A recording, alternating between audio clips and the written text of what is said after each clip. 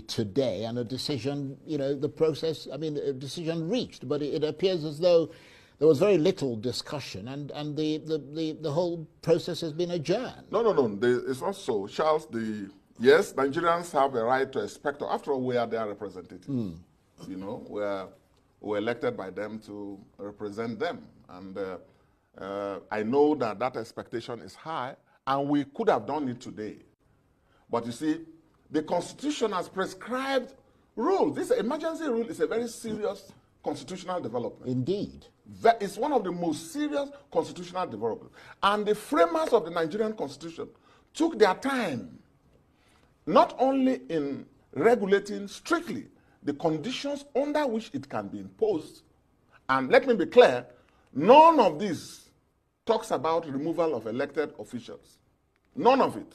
In other words, the expectation is that the president, even when he declares a state of emergency, can do so to strengthen and aid the elected officials, not to replace them. So if it's that important, why didn't you guys discuss it today? By the Constitution, after the declaration, which the president has done, what he has done has not actually completed the declaration.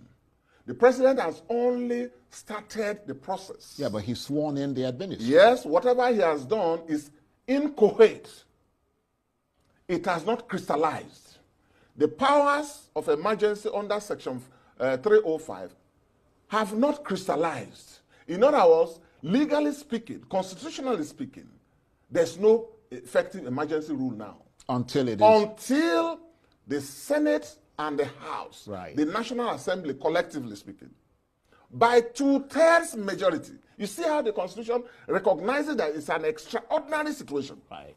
Now, the constitutional requirement is for the president to forward that proclamation to the National Assembly. Well, he said he has.